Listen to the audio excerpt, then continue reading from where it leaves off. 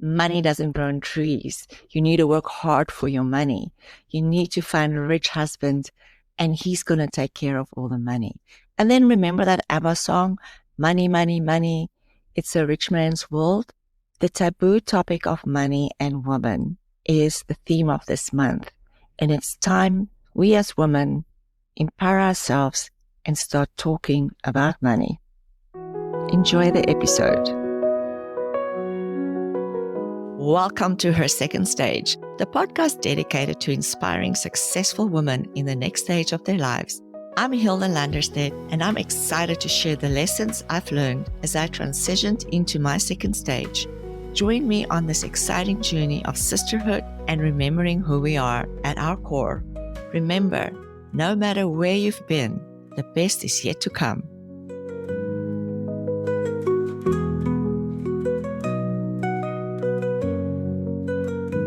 Women of all ages are still scared to talk about money, ask questions, and learn the skill to understand the language of money.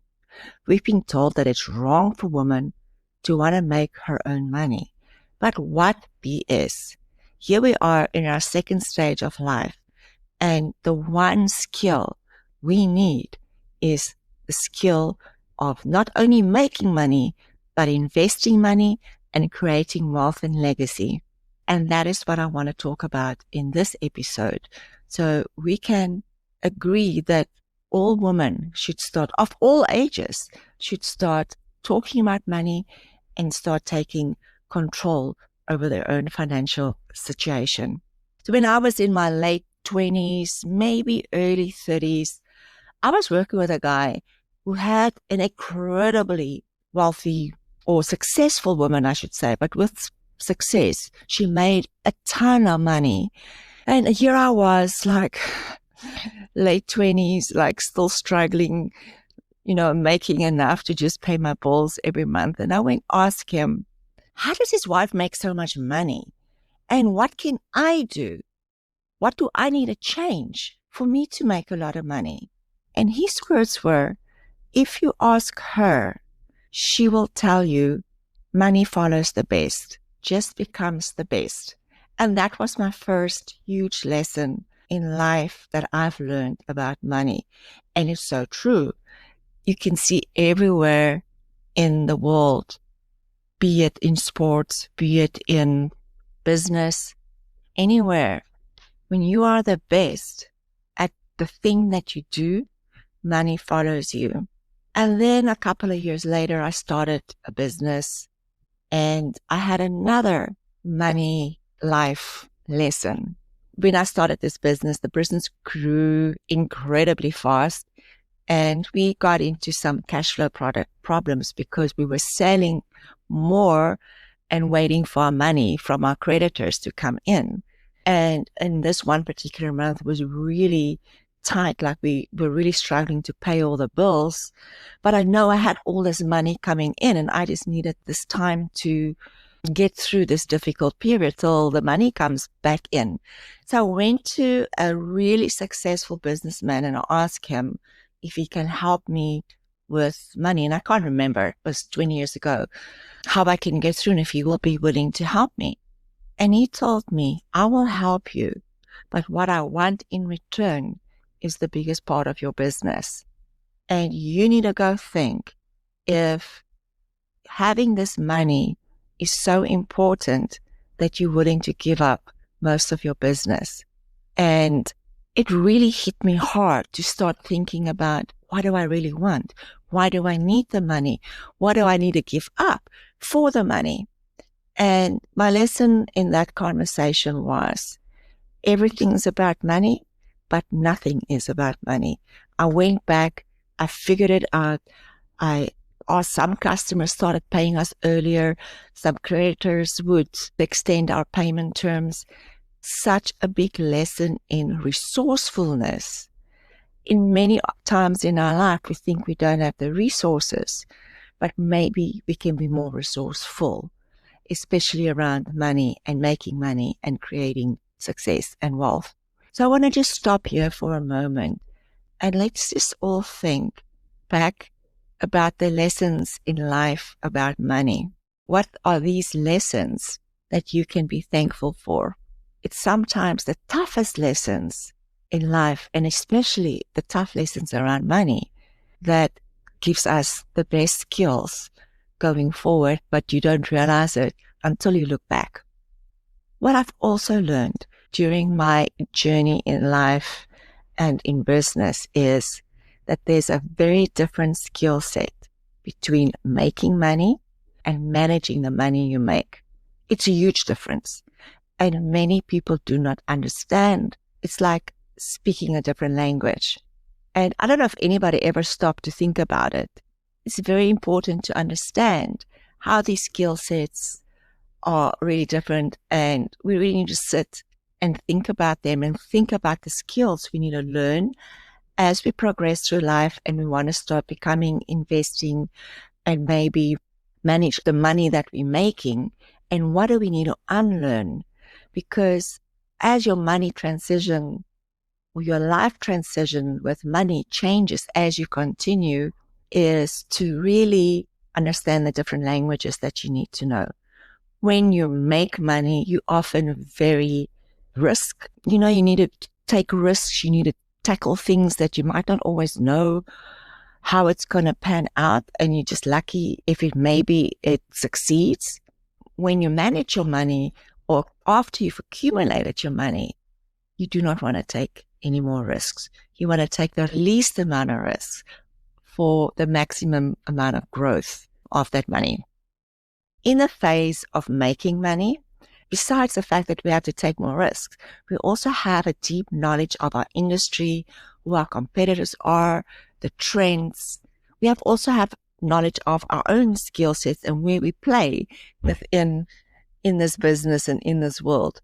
But keeping and growing the money we make includes skill sets like taking as little as possible risks, like I said, trying to maximize growth. You need to understand economic trends. You need to understand really clear vision also of where the future is going and what you see your future as. You can ensure when investing or accumulating or growing your wealth is important to make sure that your money supports the lifestyle you have. And so many people has the other way around, where the money they have dictate how they will live. And that's another very valuable lesson that I've learned in life was, how do I want to live? And how am I going to make money to ensure I can live the way I need to live? Just catch yourself in your thinking and belief system about the money. For women entering and navigating the second stage of life, financial wisdom is more important than every or in any other stage of life. It doesn't matter whether you've already retired or considering a career change, or maybe focus on building your legacy. We all need to be equipped with this financial insights to thrive, understanding the financial realities for the life that we want to create in our second stage.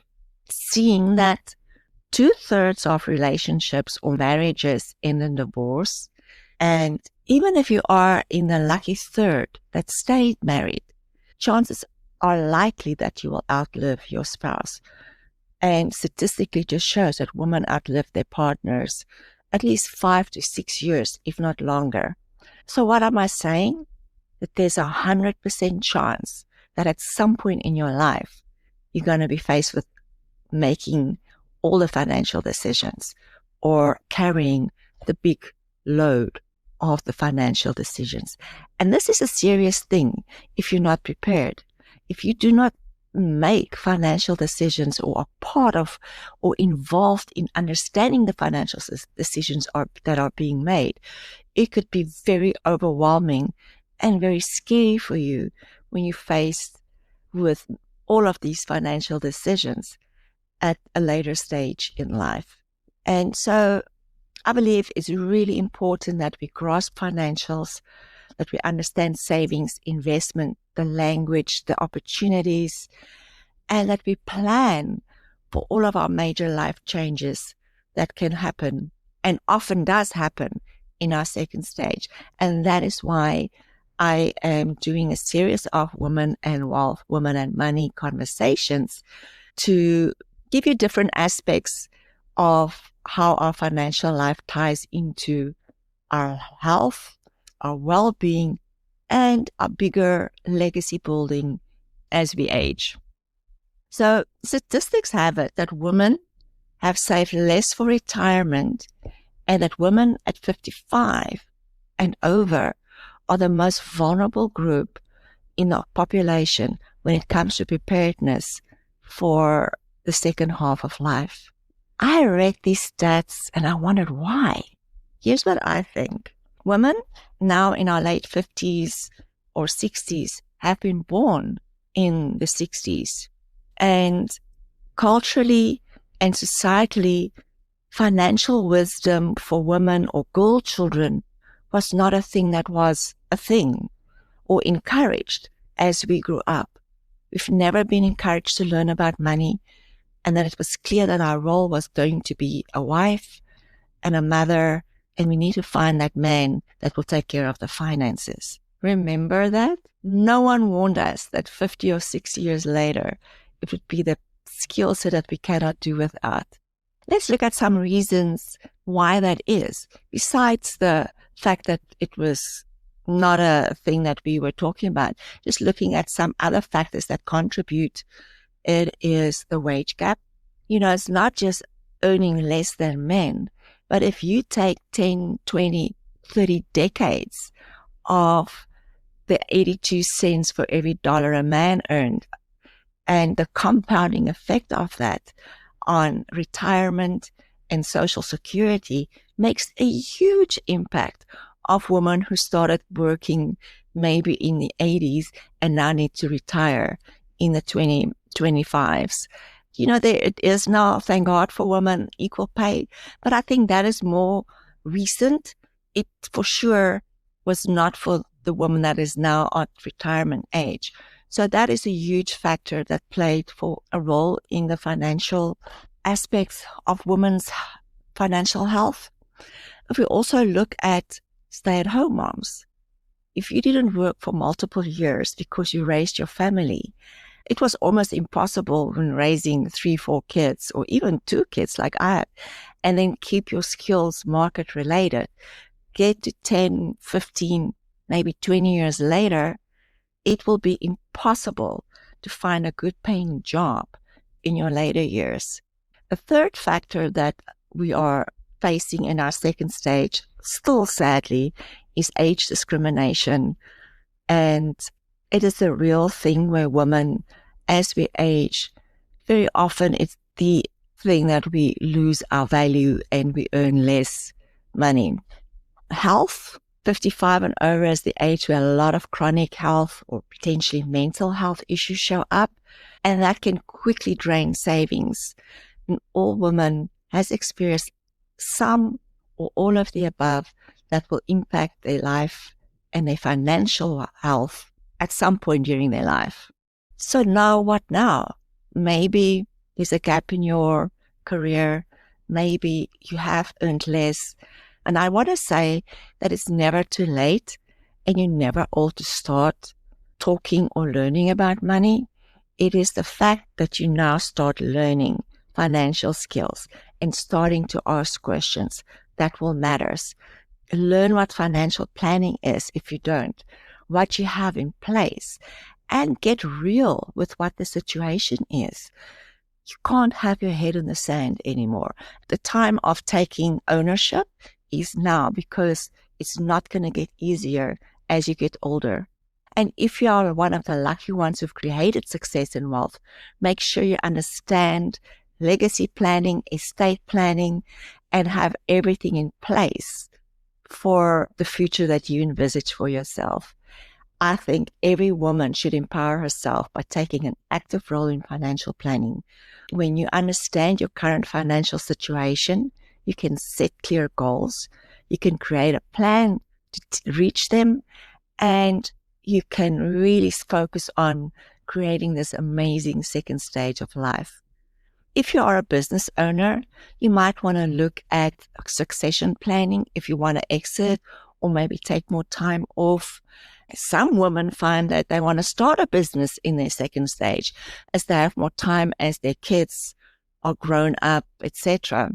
And if that is the case, make sure you have your financial plans in place for all eventualities. Start learning business skills and start thinking about what you could do if you start a business.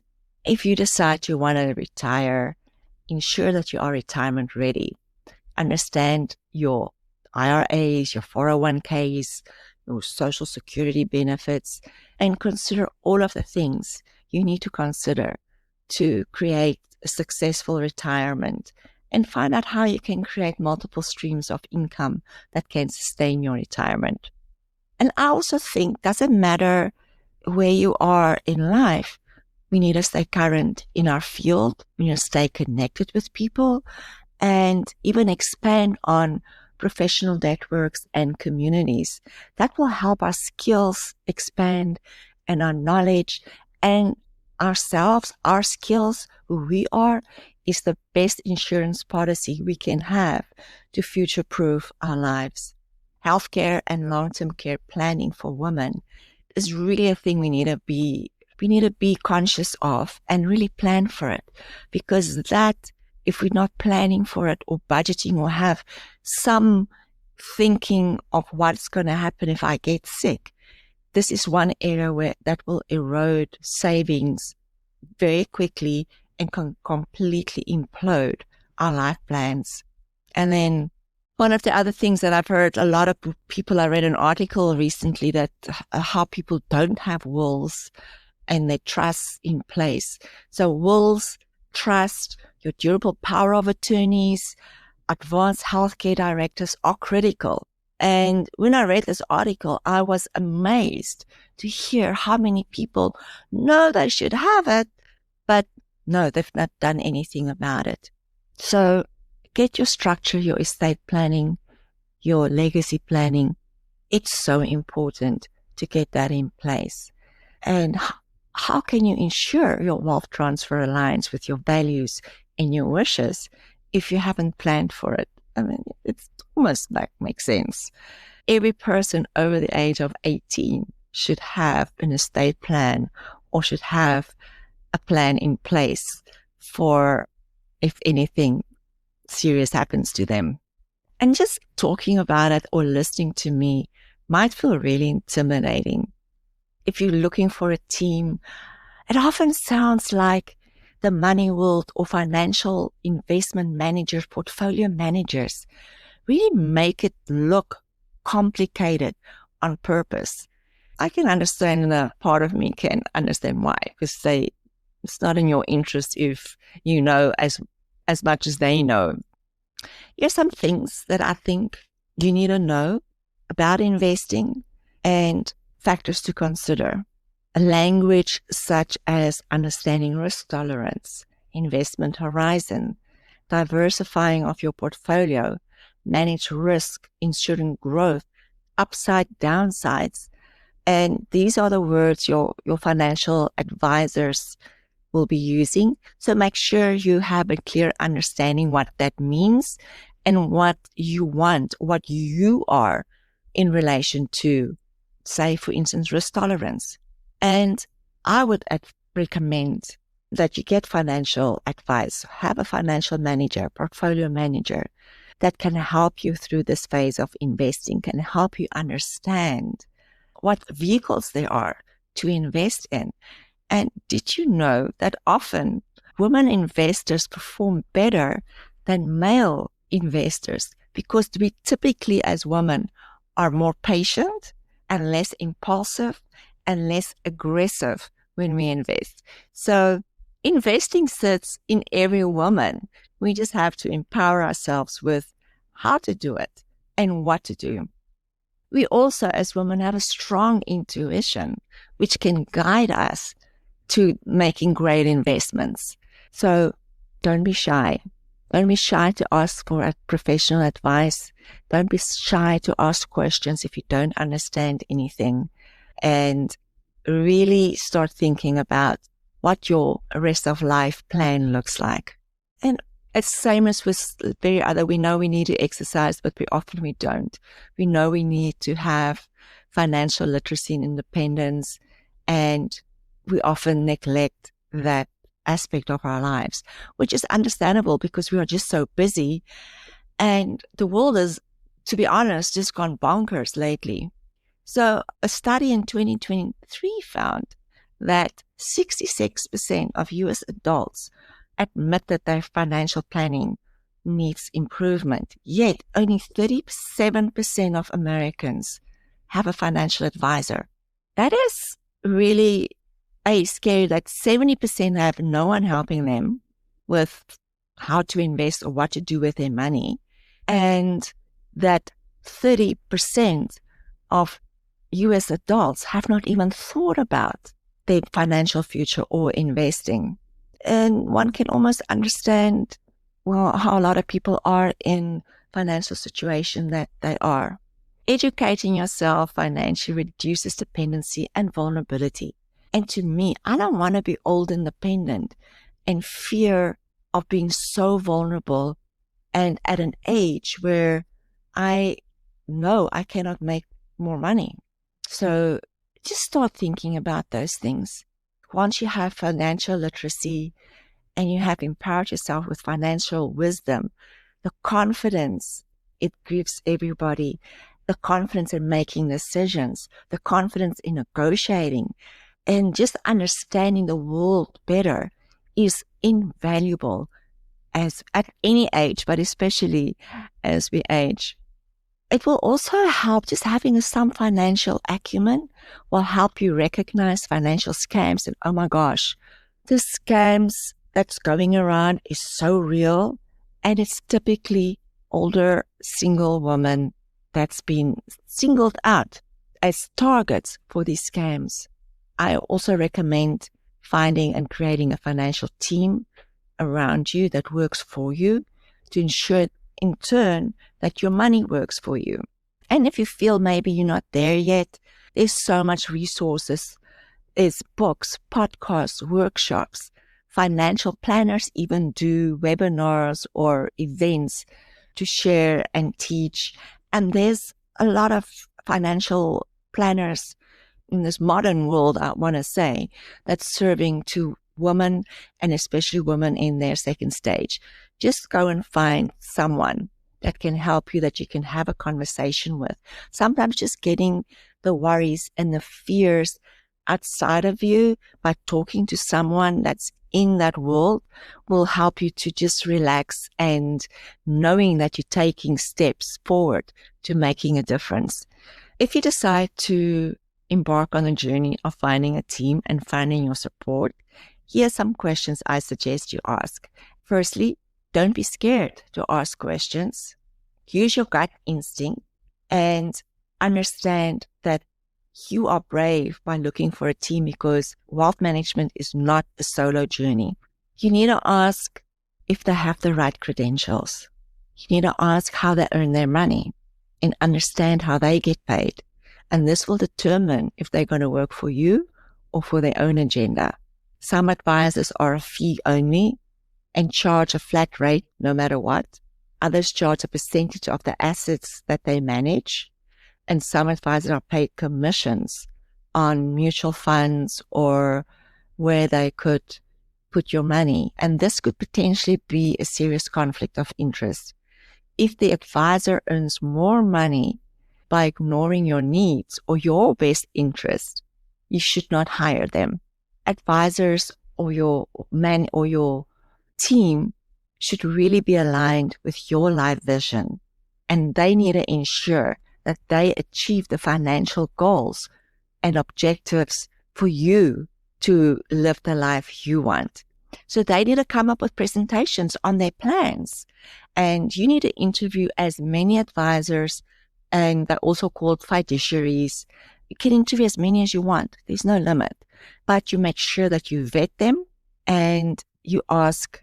I think I cannot emphasize enough asking questions until you feel that you're happy with the person or team that you choose.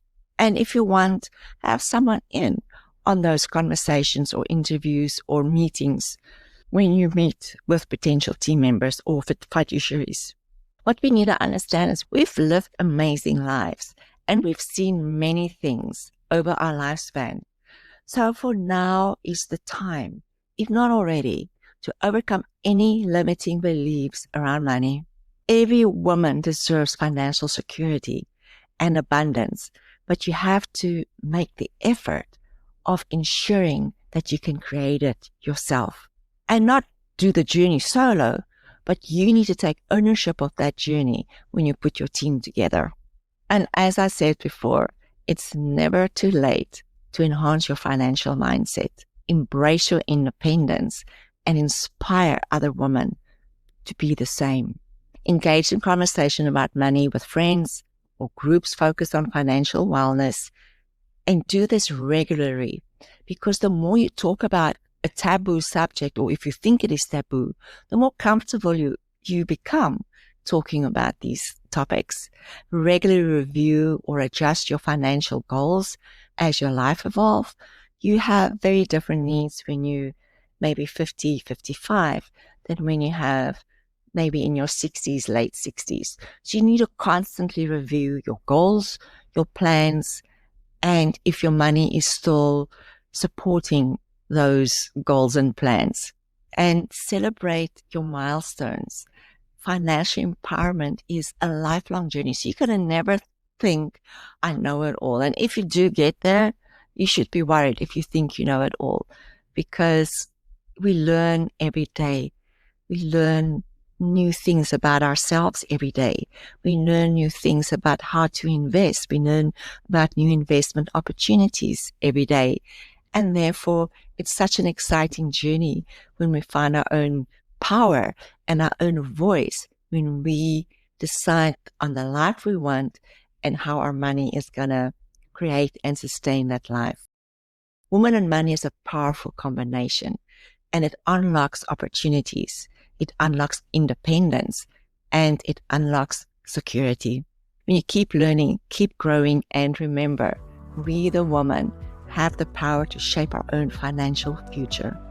And I want to end this episode with my life lesson.